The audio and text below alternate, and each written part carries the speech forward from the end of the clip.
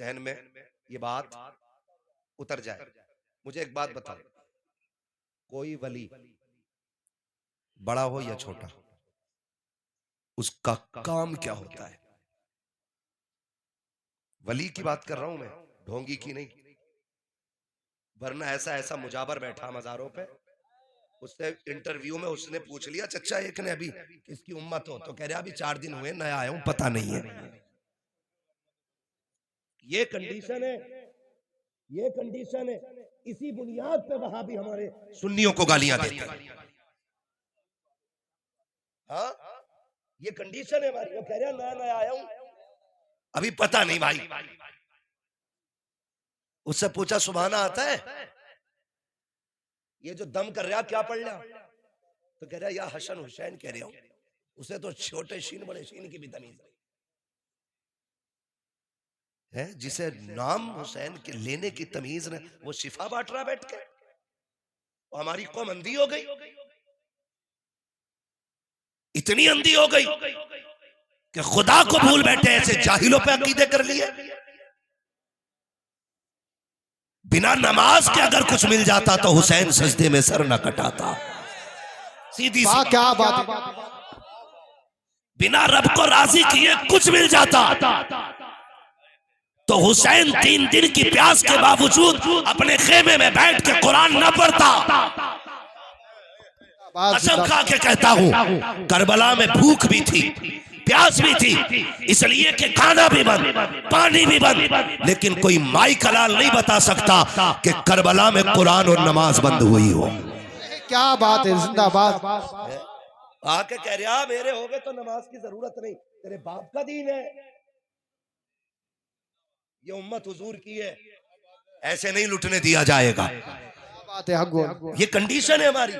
हर वली का काम है उन बंदों को खुदा तक पहुंचाना। जी से गुजर रहा है, आखिर क्या फायदा, ये कश्क ही बहुत है अगर कुछ असर करे। कोशिश ये रहेगी कम से कम वक्त में मैं अपनी बात आपसे कह जाऊं। मुझे आपकी मोहब्बतों का पूरा ख्याल है। आप इतनी रात को अब तक यहाँ बैठे हुए हैं, तो मैं पहले आपको बता दूं, ए बेटे, बारकोड का मीनिंग जानता है?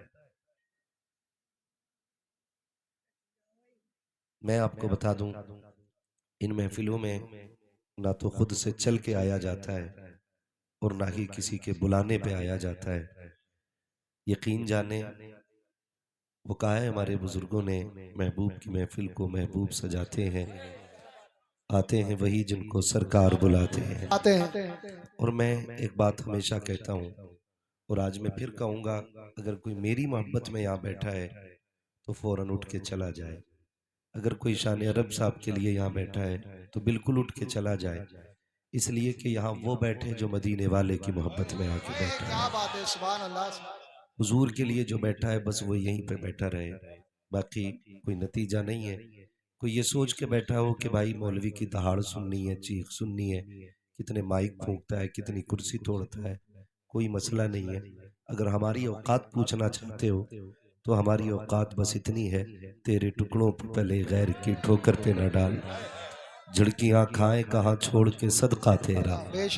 ये हमारी अपनी औकात है और पूरा तारुफ सारा सब कुछ यही था। और अगर हमारे नस्लों के बारे में, खानदान के बारे में पूछना चाहते हो तो खानदान का पता सिर्फ इतना है, दो जहां में खादिम आले रसूलुल्लाह कर, हजरत आले रसूल मुक्तदा के वास्ते। अगर पूछते हो हमारे खानदान का बिजनेस क्या है तो उसका भी तारुफ बस इतना है, मेरे मुफ्ती आजम ने कराया। उन्होंने कहा था खाते हैं तेरे दर का, पीते हैं तेरे दर का, पानी है तेरा पानी, दाना है तेरा दाना है जी। तो बस अपना सारा ये मुकम्मल तारुफ है। अब जितनी देर बात होनी है वो मालिक बन के नहीं, नौकर बन के होनी है, आका बन के नहीं, खादिम बन के होनी है।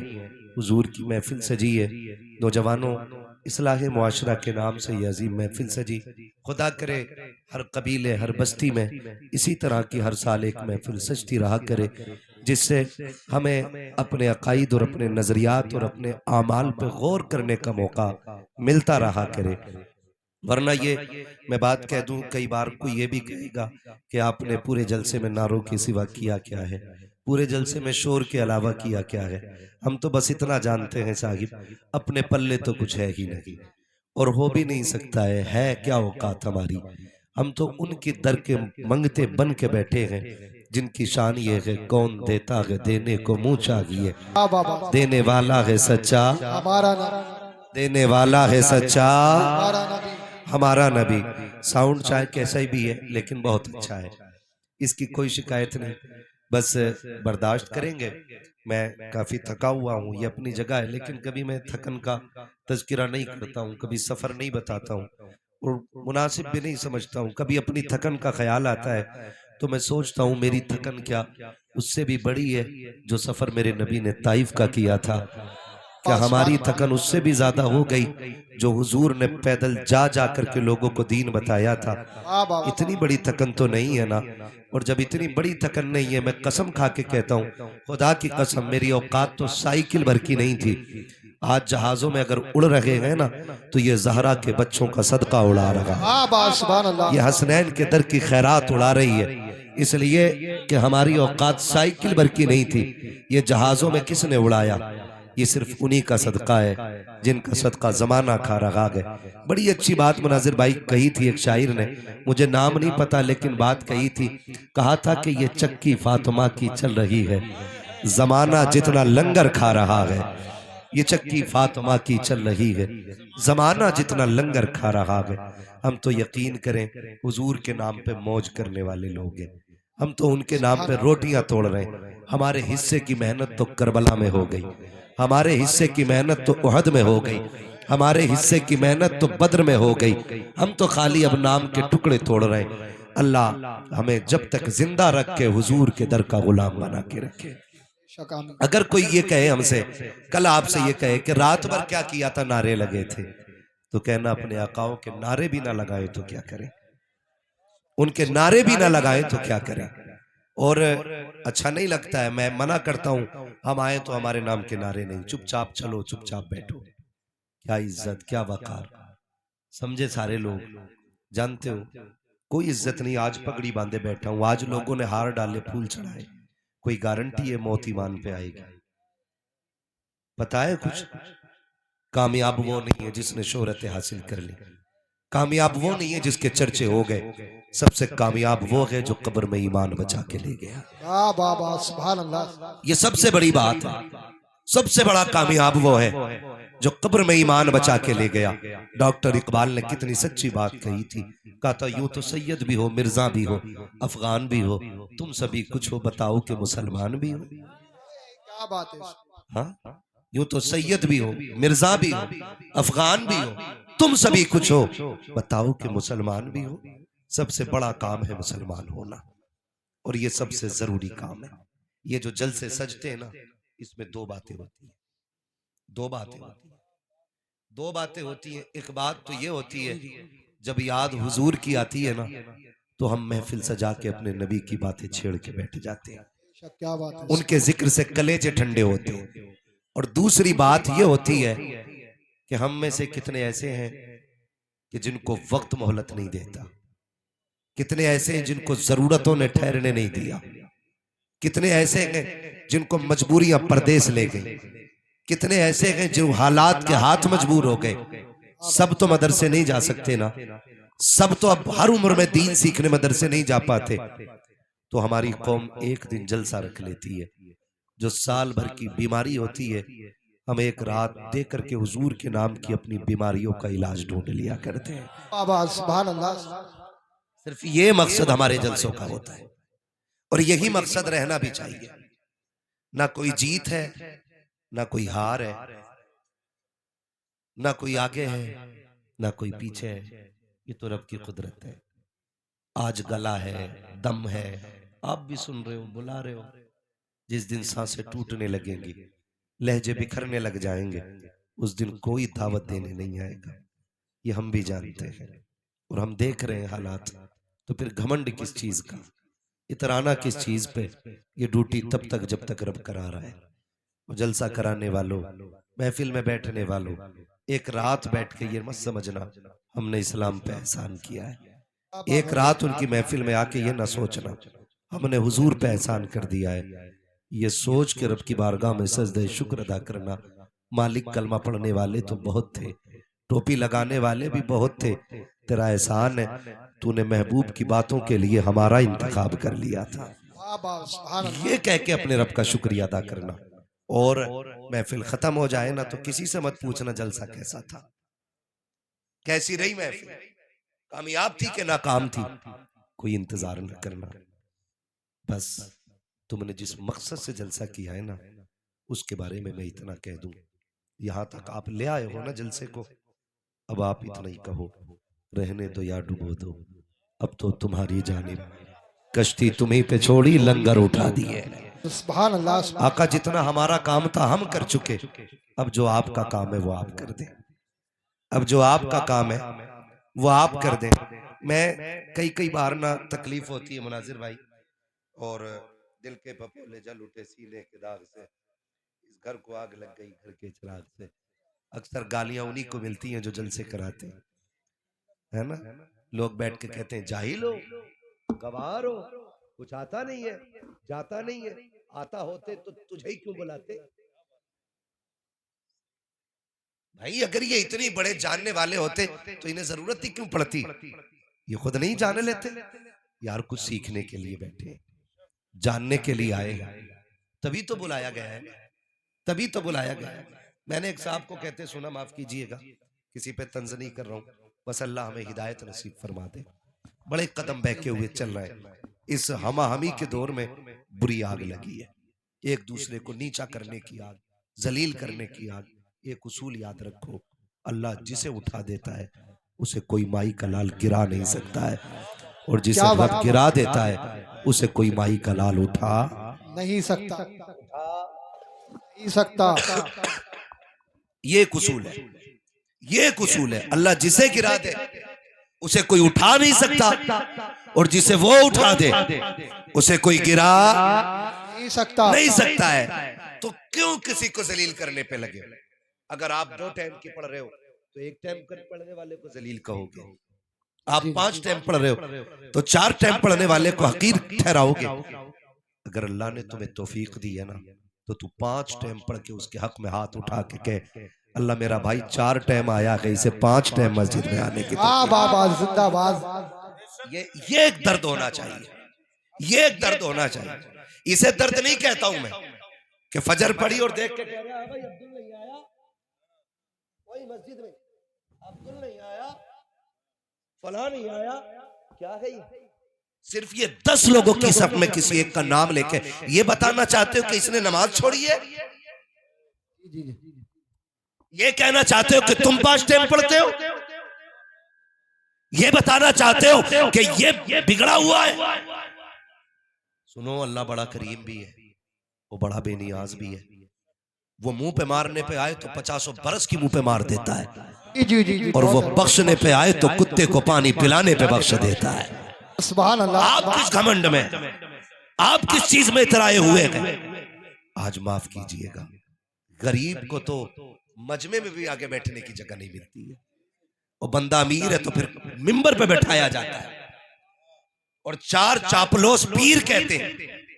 शुक्र है मौलवी कभी चापलोसी नहीं करता है, इसलिए कि हमारा काम ही ये है, मैं आईना को दिखाऊंगा दाग चेहरे के, जिसे खराब लगे सामने से हट जाए। क्या बात है। नारे तकबीर, नारे रिसालत, नारे होशियार, जिंदाबाद जिंदाबाद। हम बस सच्ची बात कहते हैं। तो उसे ना कोई 500 का नोट सरका देना तो हम कह देते हैं जिसे जन्नती देखना इसे देख लो। चाहे सबसे बड़ा सूद का कारोबार उसका हो, सबसे बड़ा ब्याज का कारोबार उसका हो, है ना। अगर 500 रुपए बंदे दे रहे, हमने जन्नतें फ्री बांट ली। नहीं ना, इतनी सस्ती तो जन्नत नहीं।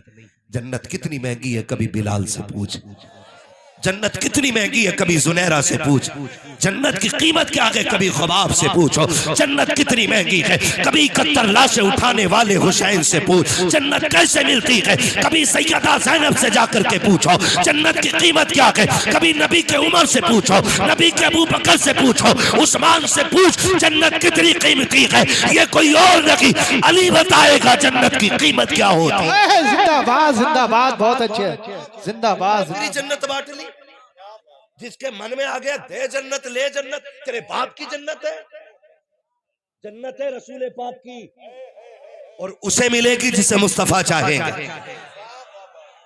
हाँ, जिसकी 7वीं पुश्त में कोई वली हो गया ना तो वो धड़ल्ले से गुनाह कर रहा, ये सच्ची बात है। कह रहा 3री पुश्त में जो थे ना वो हमारे अब्बा वली थे, तो तेरा क्या पासपोर्ट बन गया गुनाहों का? हाँ, ये सबसे गलत रस्म है कि पीर का बेटा पीर बनेगा, गलत है ये। जब ये लाजिम है, आईएएस का बेटा आईएएस उस वक्त तक नहीं बन सकता जब तक उसके पास काबिलियत ना हो। डॉक्टर का बेटा उस वक्त तक डॉक्टर नहीं बनेगा जब तक उसके पास डिग्री ना हो। हाफिज का बेटा उस वक्त तक हाफिज नहीं कहलाएगा जब तक 30 पारे सीने में ना हो। तो जब ये सारे उसूल मुरत्तब और मुनज़्ज़म है तो ये उसूल क्यों नहीं बनाते कि पीर का बेटा उस वक्त तक पीर नहीं बनेगा जब तक तसव्वुफ की सीढ़ियों पे फाइज ना हो, तकवा उसके दिल में ना हो, इल्म उसको ना आता हो, शरीयत का पाबंद ना हो, मुस्तफा के दीन का सिपाही ना हो। और खुदा की कसम अगर ये उसूल बन गए तो कोई जाहिल आकर के कौम में झगड़े नहीं कराएगा, कौम को बांटेगा नहीं, बल्कि खुदा की कसम वो ये ऐलान करेगा कि मोहम्मद से वफा तूने तो हम तेरे हैं, ये जगह चीज है क्या लो हो कलम तेरे। बाबा जिंदाबाद जिंदाबाद, बहुत अच्छे। हमारे इलाके का तो सबसे बुरा हाल है चच्चा, हाँ सबसे बुरा हाल है, पीर परस्ती हमारे इलाके में सबसे ज्यादा है। मैं ये नहीं कि मेरा ताल्लुक पीरों से नहीं, शुक्र है मैं भी मुरीद हूं, आप भी मुरीद हैं, लेकिन कहना ये चाहता हूं आप पीर परस्ती ना करें, खुदा परस्ती करें। पीर परस्ती ना करो, खुदा परस्ती करो। आप कहेंगे कैसे? मैं आपसे सच्ची बात कहना चाहता हूं, खुदा रा दोस्ती हो तो अल्लाह और उसके रसूल के लिए हो, और दुश्मनी भी हो तो अल्लाह और उसके रसूल के लिए होनी चाहिए। अच्छा, मुझे इससे मतलब नहीं है, ना मैं बता रहा हूं अभी आपको मैं किस सिलसिले से हूं, और ना आपसे पूछ रहा हूं, मैं हुजूर का दीन पेश कर रहा हूं। खुदा करे आपके जहन में उतर जाए, है ना, खुदा करे आपके जहन में ये बात उतर जाए। मुझे एक बात बताओ, कोई वली बड़ा हो या छोटा, उसका काम क्या होता है? वली की बात कर रहा हूं मैं, ढोंगी की नहीं, वरना ऐसा ऐसा मुजाबर बैठा मजारों पे, उससे इंटरव्यू में उसने पूछ लिया चच्चा एक ने अभी किसकी उम्मत हो, तो कह रहा अभी 4 दिन हुए, नया आया हूं, पता नहीं है। ये कंडीशन है, ये कंडीशन है, इसी बुनियाद पे वहां भी हमारे सुन्नियों को गालियां देते हैं। हाँ, ये कंडीशन है हमारी, वो कह रहा नया नया आया हूं, अभी पता नहीं भाई। उससे पूछा सुभाना आता है, ये जो दम कर रहा क्या पढ़ लिया, तो कह रहा या हसन हुसैन कह रहा हूं, उसे तो छोटे शीन बड़े शीन की भी तमीज है, जिसे नाम हुसैन के लेने की तमीज ने वो शिफा बांट रहा बैठ के, और हमारी कौम अंधी हो गई,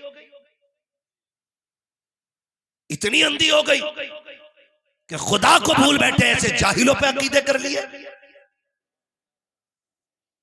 बिना नमाज के अगर कुछ मिल जाता तो हुसैन सजदे में सर न कटाता, सीधी सी क्या बात है। बिना रब को राजी किए कुछ मिल जाता